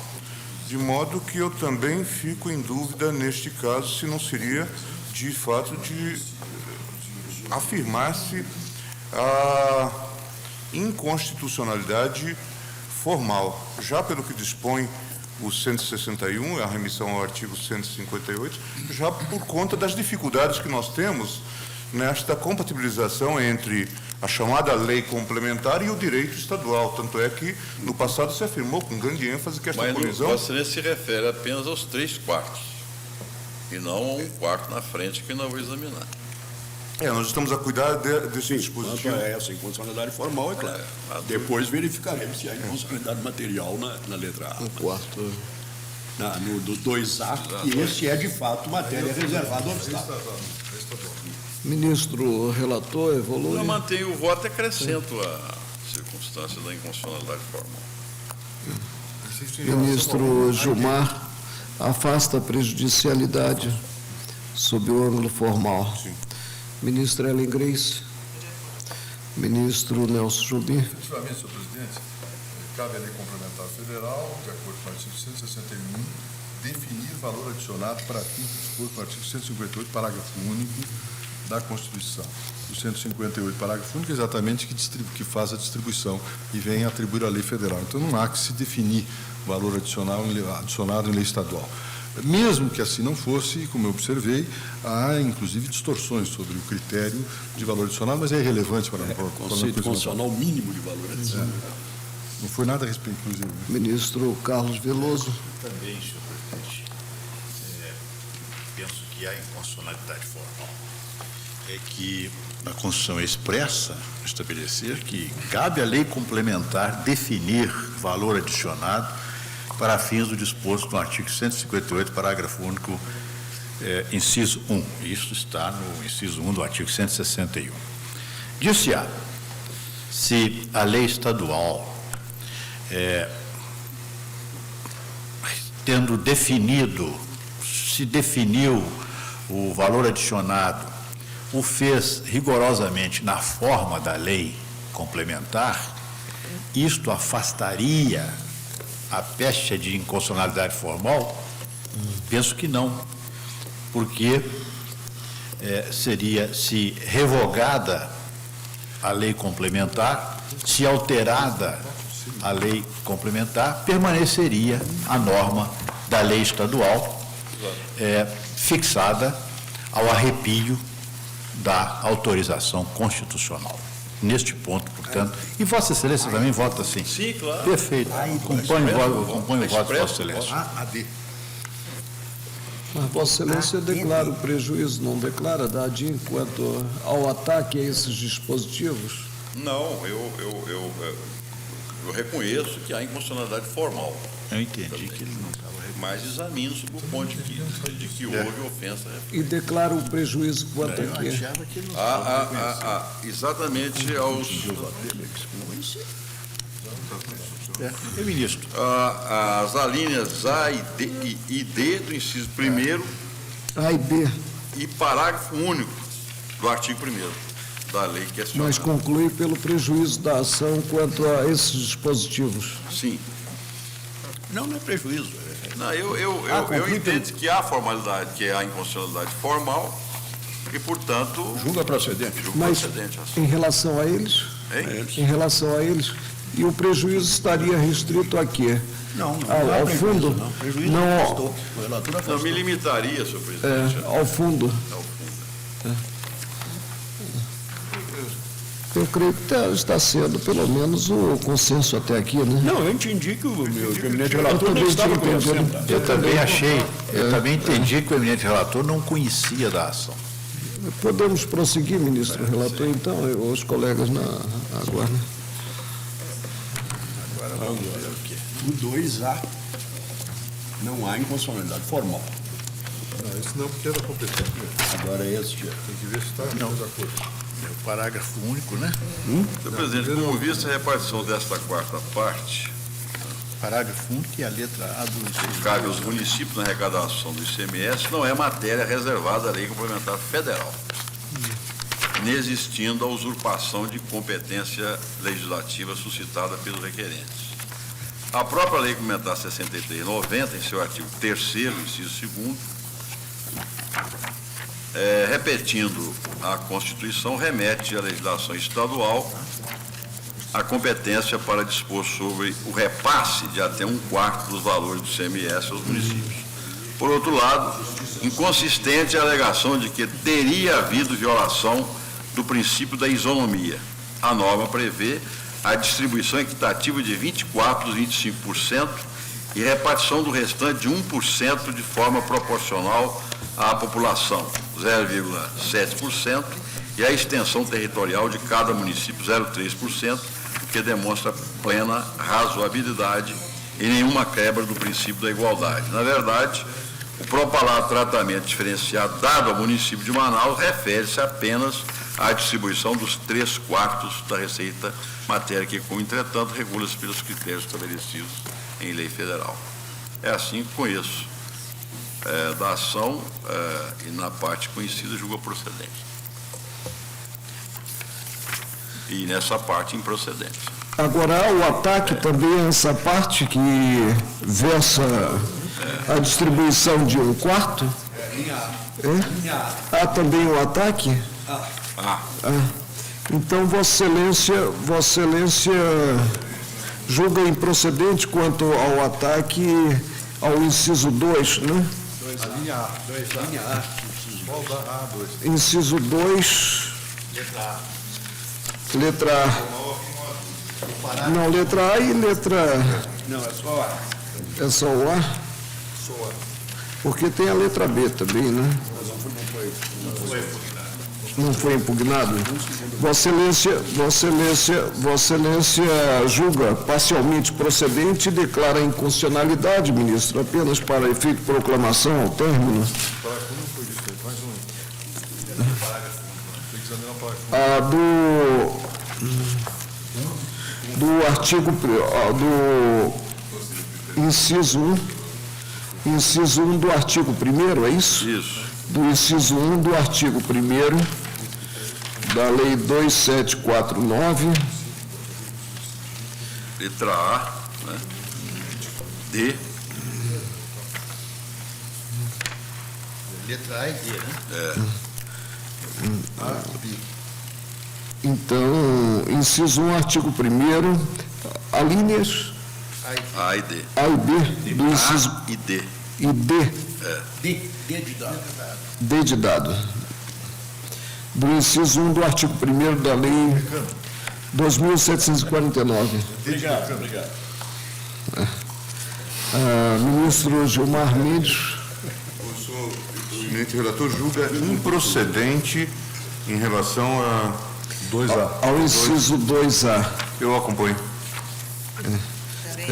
Improcedente, ministro Nelson Jobim. É efetivamente aqui da competência dos municípios, da lei estadual, aliás, definir essa redistribuição. E aqui no caso do estado do Amazonas, se entendeu de que 24% de uma quarta parte tem que ser fazendo uma distribuição equitativa entre os municípios para estabelecer um determinado equilíbrio entre os municípios de grande receita, de grande produtividade e aqueles de não produtividade.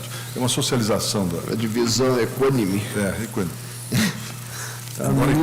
Ministro Carlos Veloso. Também de acordo, senhor presidente. Ministro Celso de Mello, Ministro da República pertence. Eu peço aos colegas que acompanhem a proclamação. Mas e o único? Tem mais um parágrafo único ainda. Ainda tem um. Também? Já foi? Hein? A distribuição do valor de 80% inconstitucional. Sim, porque está dentro do formal. Está no formal. Está na parte relativa ao... Eu peço aos colegas que acompanhem o tribunal, Tá certo. preliminarmente, rejeitou as preliminares de irregularidade da representação processual e inépcia da inicial. No mérito, julgou parcialmente procedente o pedido formulado para declarar a inconstitucionalidade das alíneas A e D do inciso 1 do artigo 1º da Lei 2.749/2002, declarando constitucional o inciso 2, a linha A do referido artigo. É só, ministro? Sim. E improcedente o resto. Né? Não, improcedente? Sim.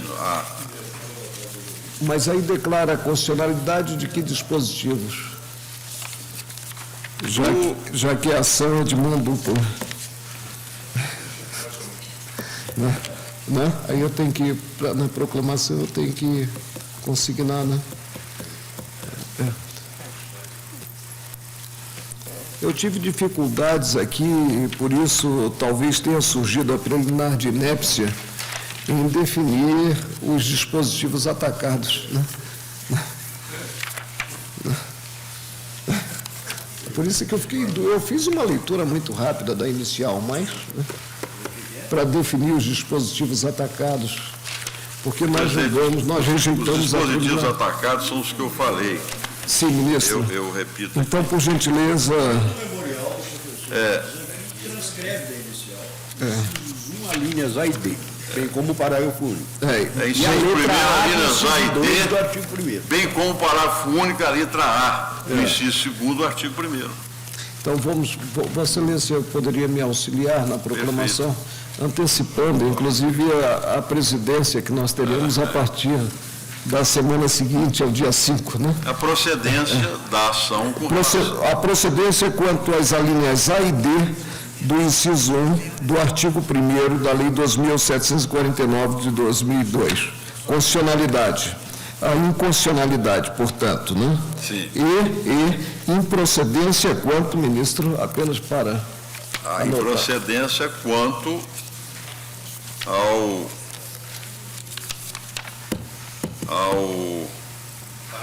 parágrafo único, né?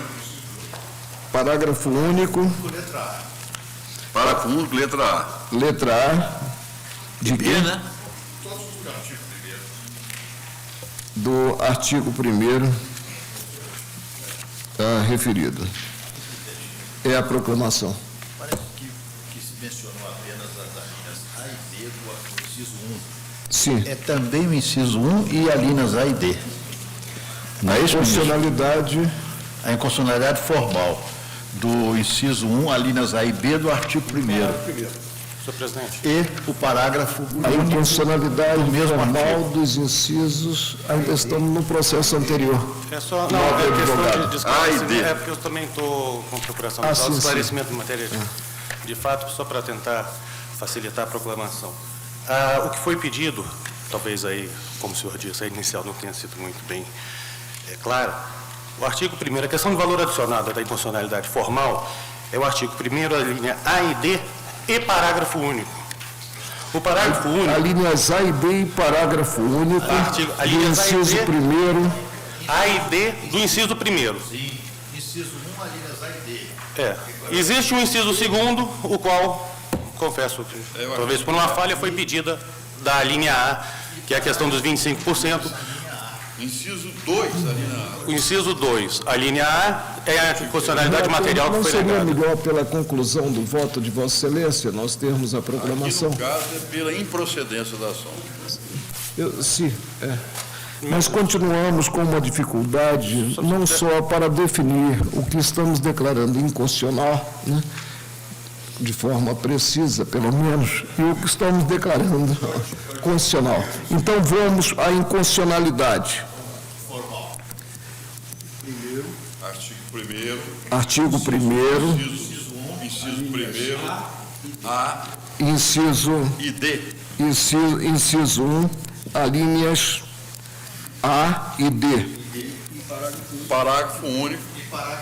E E parágrafo único, que aqui as o duas... parágrafo ligadas a ele. único.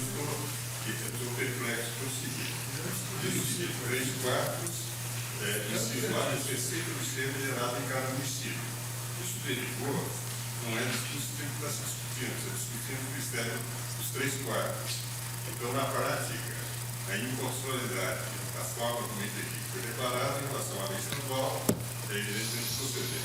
Os senhores entenderam que, efetivamente, a lei complementar, mesmo inconstitucional, ela haveria uma matéria de reserva formal e não de acordo com o que disse a Procuradoria-Geral ou a Federação. Eu penso que é só a inconstitucionalidade só das alíneas, né? Só das alíneas, do artigo não, né? E do inciso, porque repetem a Constituição Federal. E diz o seguinte: na proporção do valor adicionado nas operações relativas à circulação e nas prestações de serviço realizadas no território de cada município, representado pelo valor adicionado fiscal calculado da seguinte forma. Quer dizer, legisla sobre o valor adicionado. Mas aí é que está o problema. Então, vamos voltar ao problema da inépcia. Agora esses alíneas B e C, me parece que entram por arrastamento. Pois é, mas aí nós voltamos a preliminar B e C. quanto ao defeito da inicial. Quanto ao Não defeito foi, da inicial. mas vai né? ficar solta, Vai ficar voando. Ela vai junto. não é?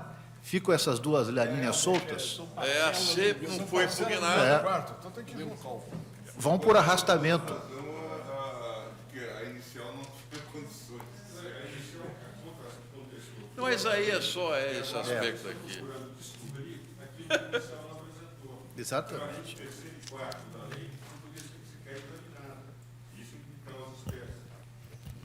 Eu,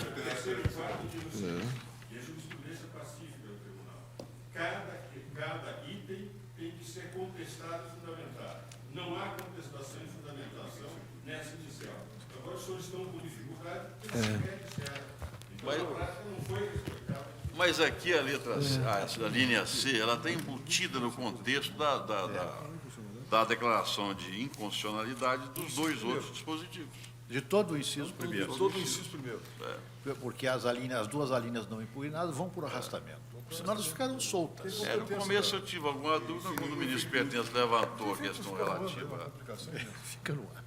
ou entendemos que ao ataque, né, ao artigo 1º, a todo o inciso 1, né, ou então teremos que concluir aí que há o defeito da inicial. Presidente. O testamento vai pelo inconstitucionalidade formal. E aí o tribunal já resolve o problema. Não fica, Fica resolvido o problema. não pode ficar essa coisa pendurada. Nós São não dependentes. devíamos ter o problema. Não é? Não devíamos ter. Deixa eu ver. Para suspender.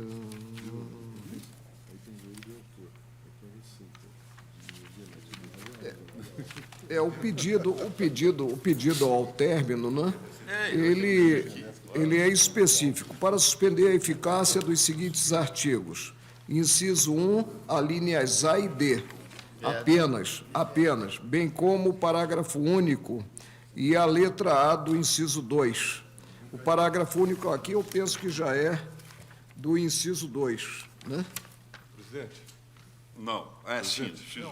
O parágrafo único é do artigo, né? é do artigo, não é da linha. Do artigo 1º. Do artigo primeiro, exatamente. Do artigo, está certo, não está ligado apenas ao inciso 2. O único fora é o inciso 2 do artigo 1º, que é 1/4. Esse fica fora. O Esse 1 fica fora. declara-se inconstitucionalidade de todo o 1 e de todo o parágrafo único. Ponto. Mas não há Agora, pedido. de fato, não foi Não há atacado, pedido. não foi Não há atacada a pedido letra nesse C, sentido. não foi. Sim, não Mas tendo como sido salienta o pedido, ministro nós Veloso, ela levaremos para o está... arrastamento. Fica um dispositivo Leva-se imprensado em duas alíneas que... Fica sem sentido. Porque aí vai ficar voando. Tinha 4 Soltos, né? E aí, veja bem, e aí ocorre... que Mas está então aí- nós voltamos àquela nossa jurisprudência, segundo a qual, nessa hipótese, o pedido tem que ser abrangente, não é? Se nós não podemos nos circunscrever ao pedido formulado, né, porque teríamos aí, né, ligações umbilicais de outros dispositivos, né, é porque há defeito na inicial. Não, presidente, mas nós estamos com um problema. Tudo bem, eu concordo com Vossa Excelência. No entanto, o Tribunal, na condição de Corte Constitucional, não pode ficar muito restrito a questões de natureza estritamente processuais que não permitam enfrentar um problema que diz respeito a uma questão importante dentro do Estado Federado. Ou seja, e assegurar a Constituição nessa forma, porque vamos deixar bem claro, vamos falar talvez claro sobre o problema, o que está em discussão aqui? O autor pretende o A e o D e pretende manter o B e o C. Por quê? Porque o B e o C, a receita do ICMS energia elétrica originária do município de Manaus é alta. A receita do ICMS originária da comunicação do município de Manaus é bem superior às demais. Então, o que os autores estão pretendendo? Estão pretendendo manter esses dois critérios porque interessa ao município de Manaus. E nós não podemos entrar nesse jogo, que é um jogo de disputas de titularidade de prefeituras ou de partidos políticos. Aqui o que tem, fundamental, presidente, é de que o inciso 1º trata de um tema reservado à lei complementar federal. Cai tudo. e nós resolveríamos o problema de forma... Porque senão vai ficar... Nós declaramos a inconstitucionalidade do A e o D, Eu e aí vai se criar uma compreendo. discussão infraconstitucional tremenda em relação à linha B. Eu compreendo o acho que aí nós alcance, estamos caminhando pela... sob o ângulo da concretude, do voto de Vossa Excelência. Mas se, de um lado, nós proclamamos que a causa de pedir é aberta, de outro, não temos feito isso quanto ao pedido. E aqui, quer queiramos ou não, há um pedido específico. Em relação à inconstitucionalidade formal, me parece que não há como não aplicar a ideia do arrastamento. Especialmente em se tratando Eu de aí, inconstitucionalidade a essa formal. altura, eu já vou Se pedir fosse, licença para reajustar meu voto quanto à inépcia, porque entendo que, sob o ângulo formal, né, deveria haver impugnação ao todo do inciso 1 do artigo 1º, e não há, porque no fecho da inicial nós temos, né, declaração de inconstitucionalidade dos dispositivos retromencionados. Quais são? Inciso 1 e alíneas apenas A e D de dado, bem como o parágrafo único e a letra A do inciso 2 do mesmo artigo 1º. Né? Ora, se eu não posso, né, segundo a ótica da maioria, se eu não posso ficar jungido a esse pedido, eu tenho como impróprio a concluir, a levar o colegiado à conclusão, né, sobre a procedência ou não. Presidente, eu no início realmente tinha dúvida, como o ministro Pertence suscitou a aplicação, a incidência do artigo 161. Ora, se nós declararmos a inconstitucionalidade formal, evidentemente que esse inciso C do artigo 1º, do inciso 1º, B e C. vai ir para uma consequência lógica. Aí, acho que nem é o caso de se falar em arrastamento. É algo que é implícito. É implícito. É arrastamento porque não foi impugnado pela... Algo que perde o seu sentido inicial no conjunto do dispositivo com a retirada de duas das alíneas. Eu mantenho o voto, portanto, senhor presidente, nesses limites. Não, eu aplico. Só que eu acho que não é arrastamento, é uma consequência lógica. Então, Vossa Excelência, Consequencial. em seu voto acompanhado aí pelos colegas, Vossa Excelência assenta a inconstitucionalidade, vamos repetir, né, do artigo 1º, Do inciso 1º, não é o artigo 1º, o inciso 1º. O artigo, Vossa Excelência mantém a cabeça do artigo? Sim, porque eu acho que não há razão para tirar. Do inciso 1º, alíneas A, B, C... Não, C e D. C e D. Não, C a D. O C... Inciso 1º e alíneas do artigo 1º. Agora, Vossa Excelência está preocupado, porque a D também está no mesmo contexto. O inciso 1º acompanhado de todas as alíneas. Todas as linhas. Suas alíneas. E parágrafo único. Aí inclui A e B. Mas nós já fizemos isso aqui. Mas isso aí está vencido. Que não é Eu vou pedir vênia para registrar meu voto quanto à inépcia da inicial. E por isso, não, quanto à inépcia, quanto apenas à inépcia. E por isso eu a indefiro, tendo em conta que não temos o desenvolvimento na inicial de raciocínio quanto aos diversos dispositivos envolvidos no julgamento. Não vou falar nem envolvidos na inicial, né? E, em segundo lugar, porque o pedido é específico apenas quanto às alíneas A e D do inciso 1º do artigo 1º, não alcançando as demais alíneas. E tem-se hipótese em que não se abre campo para a glosa parcial dos dispositivos, tendo em conta o vício de forma, a causa de pedir apontada e que, nos nossos convencimentos, prevalece, né? Agora, então, eu proclamo quanto às preliminares que, por unanimidade, o tribunal rejeita a relativa à irregularidade da representação processual. Por maioria, vencido o presidente, também o faz quanto à de inépcia. E, no mérito, o tribunal julga procedente o pedido formulado por unanimidade, declarando a constitucionalidade, julga parcialmente procedente o pedido formulado, declarando a inconstitucionalidade do inciso 1e, alíneas do artigo 1º da Lei 2.749, de 2002. Entra também, ministro, o parágrafo único, né? Sim, parágrafo único.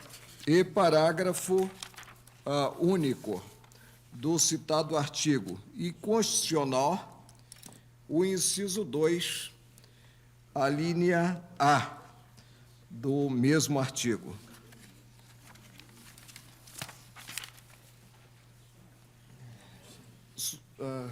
Nós retornaremos, nós temos, poderemos proceder antes do intervalo, né?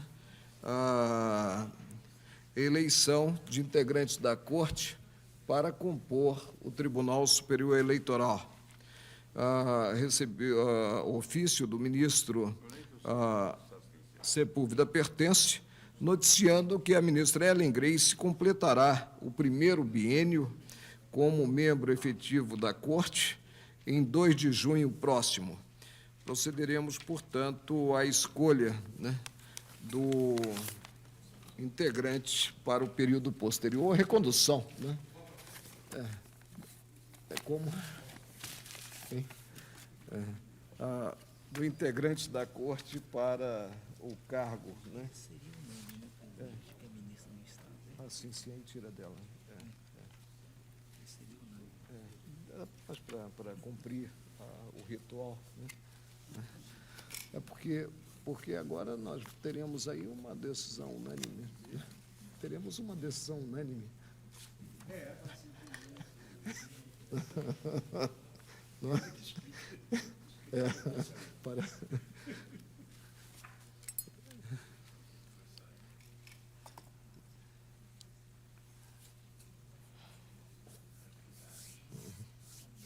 Eu não sei, a ministra...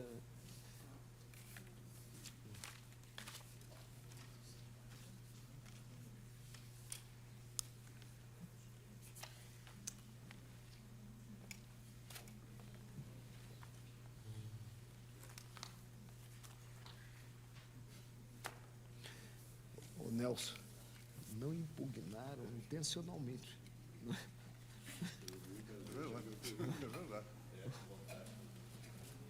Não interessava, né?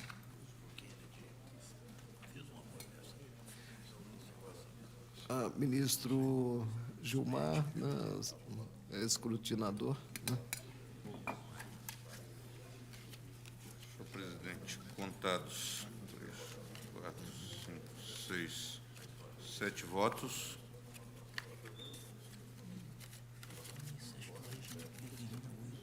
Ministro, eu estou sendo lembrado que o regimento prevê, né, um quórum aí especial de 8 membros, né?